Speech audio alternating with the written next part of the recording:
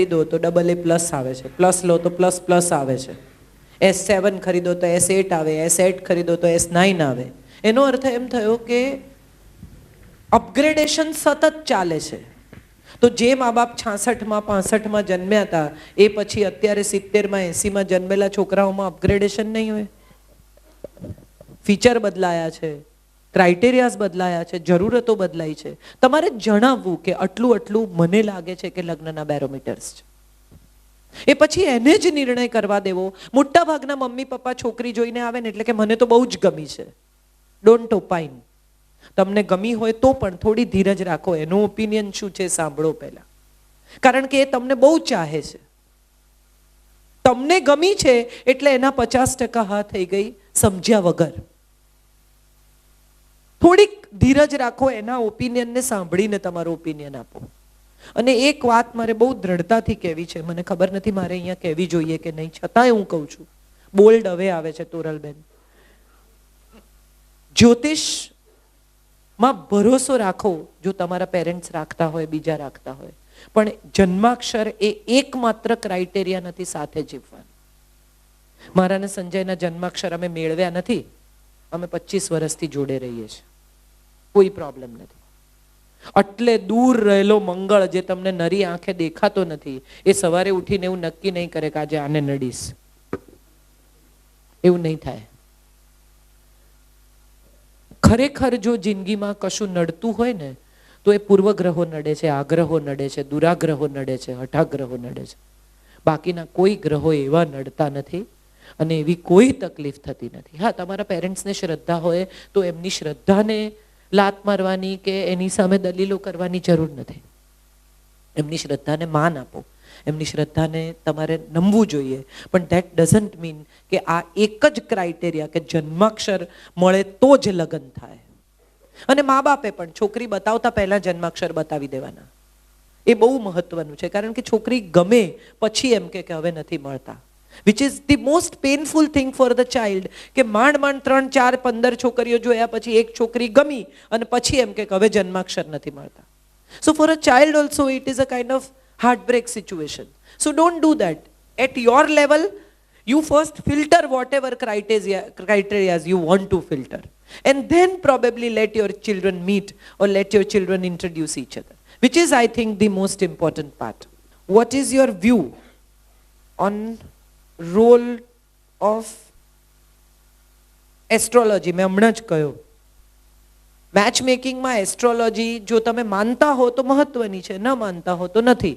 પછી છે ને માણસનું મન એવું છે કે ન બને એટલે એમ થાય કે આ પેલું ગ્રહનું નથી બતાવ્યું ને એટલે થાય છે. તમે રોજ દીવો તમને કહે કે એક તેલનો ને એક ઘીનો દીવો કરજો, જ્યોતિષે કીધું હોય, પછી રોજ તમે દીવો કરો ને એમાં એક દિવસ ભૂલી જાઓ અને ગાડીમાં પંક્ચર પડે ને એટલે એમ થાય કે આ પેલો દીવો ના કર્યો ને એટલે. એવું કંઈ હોતું નથી.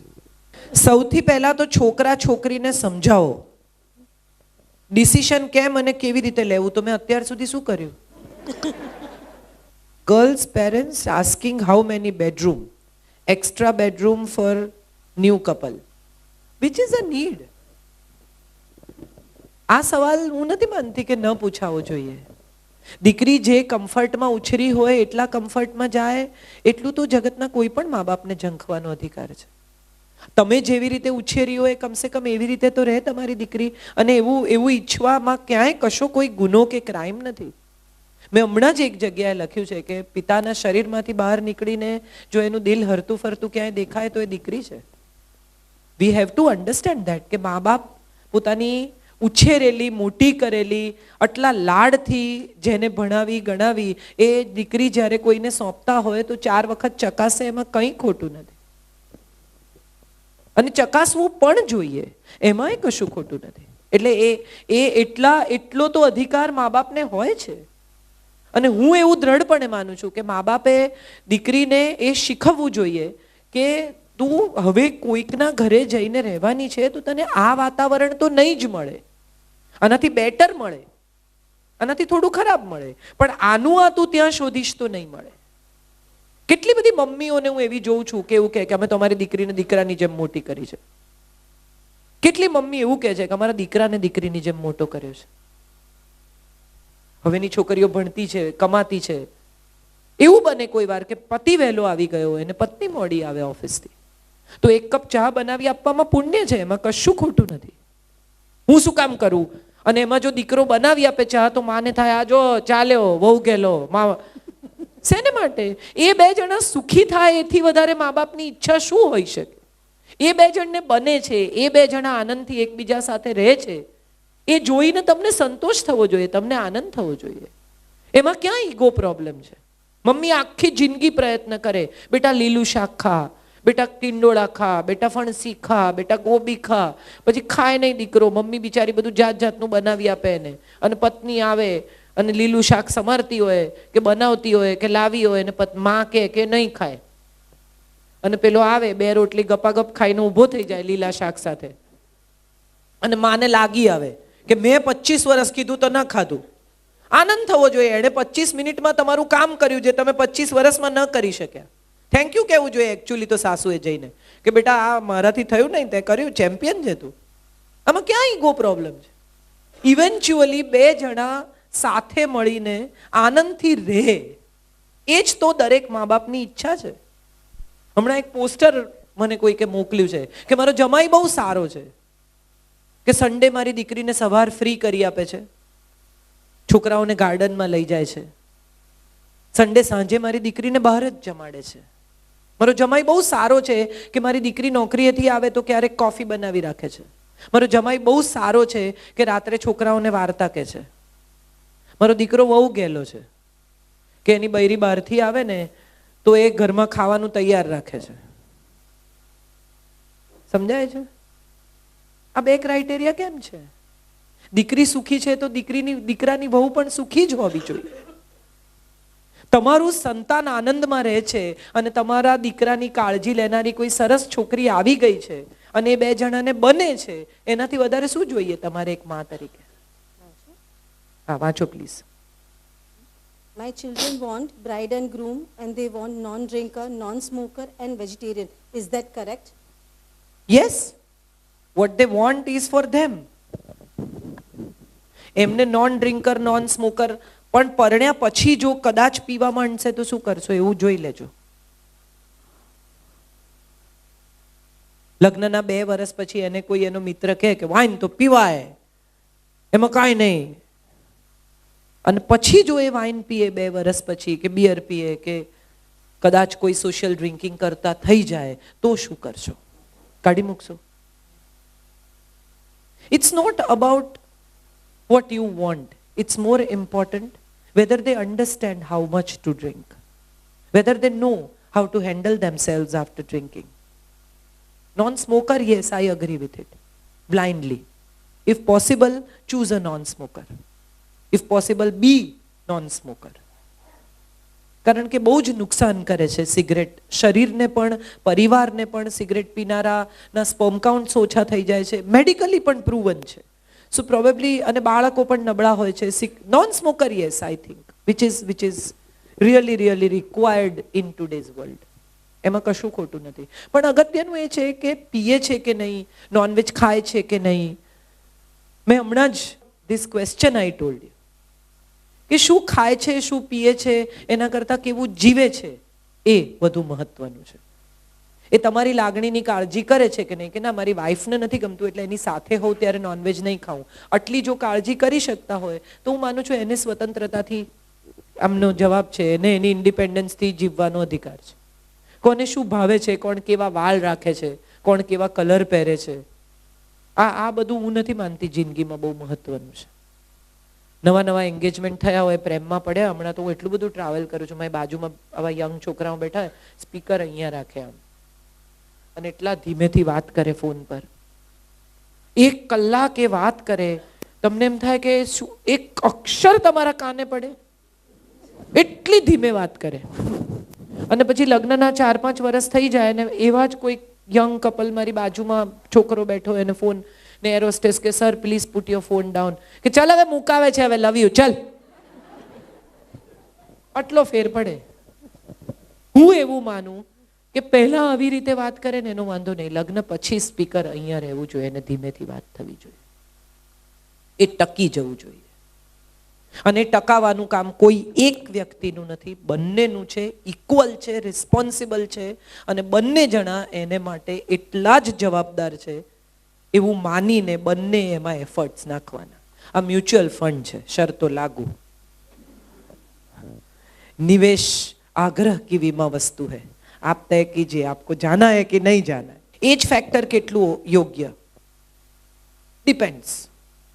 કેટલાક લોકો 25 વર્ષે પણ 5 વર્ષના હોય છે, એની મમ્મીઓ એને મોટા જ નથી થવા દેતી. અને કેટલાક લોકો 5 વર્ષની ઉંમરે એટલા મેચ્યોર હોય કે તમને એમ થાય કે અરે વાહ. Depends. Age factor birth certificate પર લખેલી ઉંમરથી નક્કી નથી થતું. એજ ફેક્ટર બિહેવિયરથી, થિંકિંગ પેટર્નથી, સમજદારીથી નક્કી થાય છે. 16 વર્ષના છોકરાના પપ્પા ગુજરી ગયા હોય અને 25 વર્ષે એણે આખો ધંધો સંભાળી લીધો હોય તો એની ઉંમર 50 વર્ષના માણસ જેવડી હોય. એની પાસે અમુક વસ્તુ એમ કે મને ડિસ્ક નથી આવવું, એનો અર્થ એમ નથી કે મનથી વૃદ્ધ થઈ ગયો છે. એને નથી જવું, એને નથી ગમતું. બોલો 25 વર્ષે ડિસ્કમાં આવવાની ના પાડે. અરે ના પાડે યાર, એને નથી આવવું, તને લઈ જાય છે ને તું ના છે, બેઠો છે. દરેક માણસને આપણી ઈચ્છા પ્રમાણે મોલ્ડ કરવાનો આગ્રહ એ લગ્ન જીવન માટે સૌથી ખતરનાક ચીજ છે. ગોળ વસ્તુને તમે ચોરસ ફ્રેમમાં ફિટ કરવાની કોશિશ કરો ને એટલે ફ્રેમ તૂટી જાય. આ કાયમ યાદ રાખવું. એને બદલે ગોળ વસ્તુ માટે ગોળ ફ્રેમ પસંદ કરવી, બને તો ફ્રેમ કરવી જ નહીં. When someone is continuously taunting you in the house, how do you react? You don't want to argue, but you don't ever can stay quiet, as the opposition person will not stop if they don't know. આનો જવાબ મેં આપ્યો. Phone મૂકી દેવાનો. C, લગ્નની બહાર નીકળીને તમને એક વાત કહું.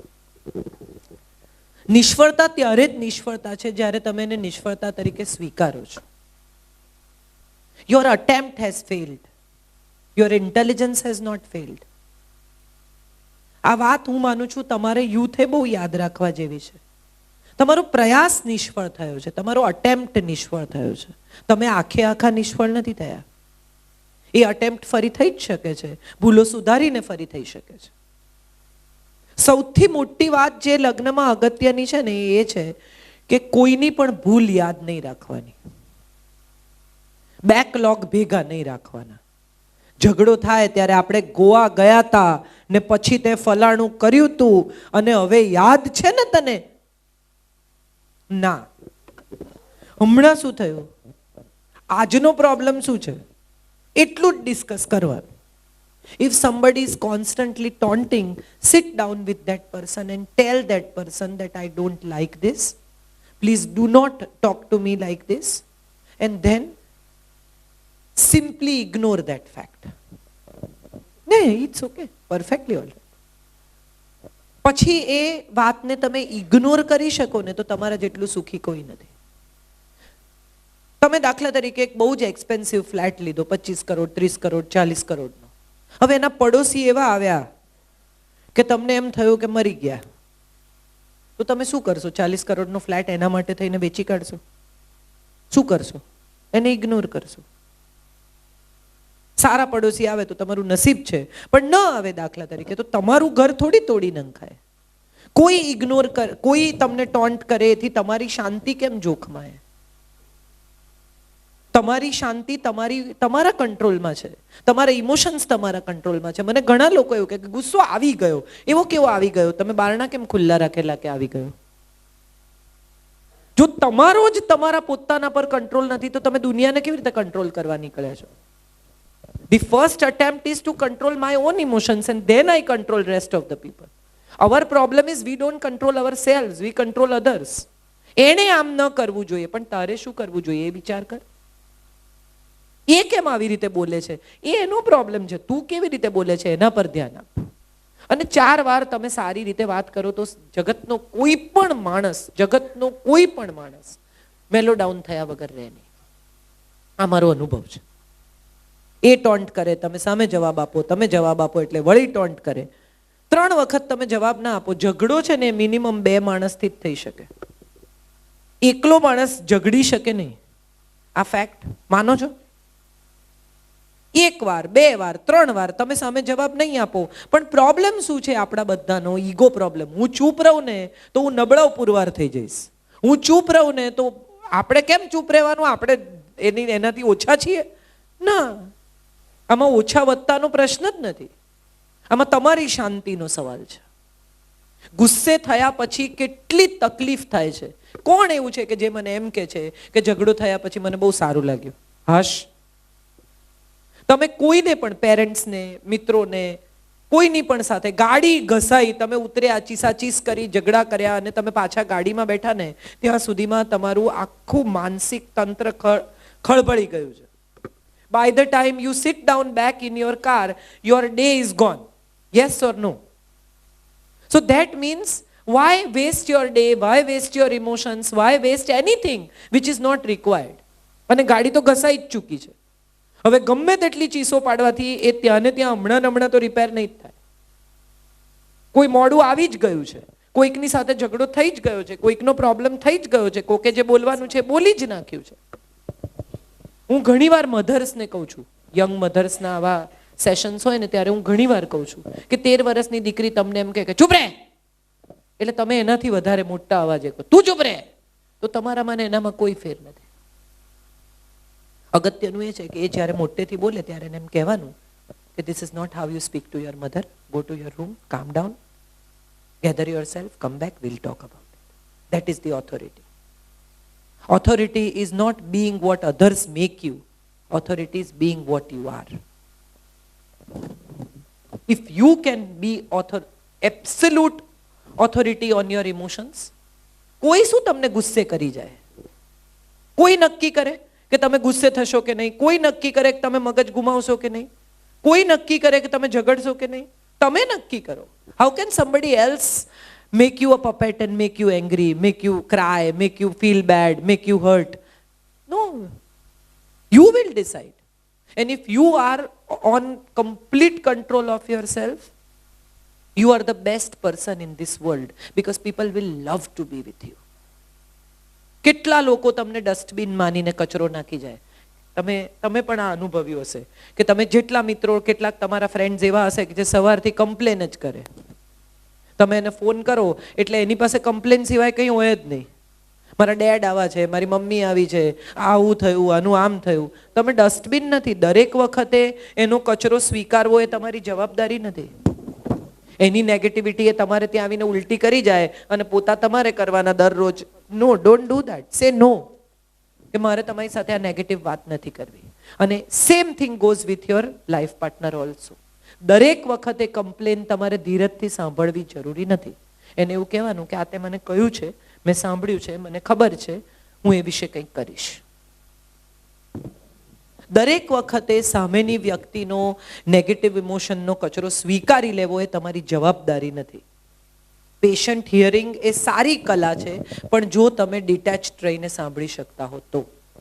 જો તમે ઇન્વોલ્વ થઈ જતા હો ને તમને એમ લાગતું હોય કે આ મારા ઉપર પણ અસર કરે છે, તો નહીં સાંભળવાનું, ના પાડવાની કે મારે નથી સાંભળવું. તમે કમ્પ્લેન નાખવાનું ખોખું નથી કે જે આવે તમારામાં કમ્પ્લેન નાખી જાય કે પ્રોબ્લેમ છે. No, don't take it. This is what I have learnt in my life કે ના બસ મને ખબર છે. Stop somebody. જી. ઉત્તમ દાંપત્યનું ઉદાહરણ કેમ નથી અપાતા? એની જિમ્મેદારી કોની? સમાજની, શિક્ષણની, બંનેની? શું કારણ? તો આ બધું મેં કહ્યું એ શું કહ્યું? બધું ફરી કહું?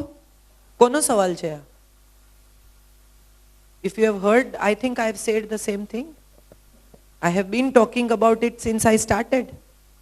ઉત્તમ દાંપત્યના દાખલા નથી અપાતા કારણ કે બે લોકો ઉત્તમ દાંપત્ય જીવવા માટે સાથે રહેતા જ નથી, પ્રૂવ કરવા માટે સાથે રહે છે. ડિગ્રીના લગ્ન ડિગ્રી જોડે થાય, બેંક બેલેન્સના લગ્ન બેંક બેલેન્સ જોડે થાય, પરિવારના લગ્ન પરિવાર જોડે થાય. બે જણા એકબીજાને પરણે છે, બાકીનું બધું ઇન્સિડેન્ટલ છે. ગોઠવાય તો બહુ સારી વાત છે, ના ગોઠવાય તો એ વિશે ચિંતિત થવાને બદલે જે વ્યક્તિ સાથે જીવવાનું છે એના પર ફોકસ થવું જોઈએ. આવું દ્રઢપણે માનું છું. હા, એના મા બાપને સાચવવા જોઈએ કારણ કે એનો હિસ્સો છે. દીકરીના મા બાપ પણ ને દીકરાના મા બાપ પણ, એ એના પરિવારનો, એની જિંદગીનો, એની લાઈફનો હિસ્સો છે. જેમ એના ખાવાના શોખ સાચવો છો, જેમ એના મિત્રોને સાચવો છો, એમ એના મા બાપને સાચવવા જોઈએ. કારણ કે એના વગર આ બાળક સંભવત ના. જે દીકરી તમને ગમે છે, જે છોકરી તમને ગમે છે, એની સાથે એના પેરેન્ટ્સનો ઉછેર છે. જે છોકરો તમને ગમે છે એની સાથે એના પેરેન્ટ્સના વર્ષો છે. So you cannot avoid those things in life. But પ્રસન્ન દાંપત્યનો સીધો અને સાદો ઉપાય એ છે કે પ્રસન્ન રહેવું. અંદરથી ચીડાયેલો માણસ ક્યારેય કોઈને સુખી કરી શકતો નથી. કોન્સ્ટન્ટ તમે જ ચીડાયેલા હો તો તમે બીજાને કેવી રીતે પ્રસન્ન કરવાના છો? આમાં પાણી છે તો હું પાણી શેર કરીશ, આમાં કાદવ હશે તો હું કાદવ શેર કરીશ. મારી ભીતર તો ખુશી હોય. બી happy first and then make others happy. Yes darling. Absolutely. There is no the one. You have to make the one. Choose one with maximum that you can have and then create what you want out of it. There is no perfect marriage. સુખી લગ્ન જીવનની ચાવી આવું કોઈ તમને કહે ને તો એવું માનવાનું કે કોઈ તાળું નથી કે ખુલે, નહીં ખુલે. આવી કોઈ ચાવીઓ નથી. પરફેક્ટ લગ્ન આવો કોઈ દાખલો જ નથી. આદર્શ લગ્ન આવા કોઈ શબ્દો જ નથી. બે ઇમ્પરફેક્ટ લોકો સાથે રહીને એક પરફેક્ટ રિલેશનશિપ બનાવી શકે તો એ પરફેક્ટ લગ્ન છે. બધા જ ઇમ્પરફેક્ટ છે. કોઈ પોતાની જાતને મહાન માનતું હોય તો એણે આજે અહીંયા સૌથી પહેલા એ નક્કી કરવાનું છે કે પોતાની નબળાઈઓ શોધી કાઢો. અને એ સામેની વ્યક્તિને પહેલા કહેજો. તમને શું આવડે છે એ પછી કહેજો, તમને શું નથી આવડતું એ પહેલા કહેજો. કારણ કે એ બહુ મહત્વનું છે. Be honest. જે વ્યક્તિ તમને જેવા છે એવા નહીં સ્વીકારી શકે તો ક્યાં સુધી તમારા ફેસ પર માસ્ક રાખીને એકબીજાની સાથે રહેશો? નહીં રહી શકો. અને જ્યારે માસ્ક ઉતરશે ને ત્યારે બહુ મોટો પ્રોબ્લેમ થશે. એને બદલે કહી દો કે મને રસોઈ કરવી નથી ગમતી, આ જમાડ દઈશ 2 ટાઈમ, પણ I am not fond of cooking. Very good. If you are very foodie then please make sure that I am not going to be that Chinese cutting person. I am not. હું મારા ઘરમાં કહું છું કે Chinese તમે કાપવામાં આખો દાડો વિતાવો અને ખાવ એટલું. મંગાવી લો યાર, એક દિવસ ચાઇનીઝ ખાવું, રોજ ક્યાં ખાવું? નથી આવડતું તો એમાં ખોટું શું છે? મને નથી આવડતું બહુ સારું રાંધતા તો હું ઇમ્પરફેક્ટ છું? ના. તમે સાંભળો છો ને બધા, મને કોઈએ આમાંથી એવું પૂછ્યું કે તમને રસોઈ આવડે છે? No, there are qualities of a person. Try to find those. Everyone has something. There is no concept of the one, beta. And don't get into that trap, ever. Nowadays, parents' interference, especially mother, a lot after marriage. What do you say? If a mother wants her daughter to be happy, let her live her life. કારણ કે માને કંઈ કરવાનું નથી ને એક જ સંતાન છે. પહેલા એવું હતું કે 3-4 દીકરીઓ હોય ને 2-3 દીકરા હોય ને માને ટાઈમ જ ના હોય. એ વહુ સાથે લડવામાં એટલી બિઝી હોય કે દીકરી શું કરે છે એમાં એનો સમય જરા ઓછો જાય. હવે શું એક જ દીકરી હોય, એ જતી રહી, હવે શું કરવાનું? એટલે એને ઘેર શું બન્યું, એની સાસુએ શું કર્યું, તું ક્યાં ગઈ હતી, એ કેમ પહેર્યું, પેલું કેમ ના પહેર્યું. I think mothers also should understand કે દીકરીને સુખી થવા દેવી હોય. કોઈ એક માણસ ગાડી ચલાવતું હોય ને પાછળનો માણસ બેસીને સતત એમ કે બીજામાં નાખ, બીજા ગિયરમાં નાખ, ચલ હવે ત્રીજામાં નાખ, ચલ હવે આમ કર, બ્રેક માર. આવી રીતે ગાડી ચાલે નહીં. એના લગ્ન જીવનના સ્ટીયરિંગ વ્હીલ પર એને બેસાડી સારામાં સારી ઓટોમેટિક ગાડી એને આપી હવે એને ચલાવવા દો. બહુ તો એકાદ વાર ઠોકશે, એનાથી વધારે કંઈ નહીં થાય. પણ એ ચલાવશે જ નહીં અને તમે જ એના બદલે ચલાવ્યા કરશો તો એ જિંદગીમાં ક્યારેય ગાડી ચલાવતા નહીં શીખે. So let your children drive the way.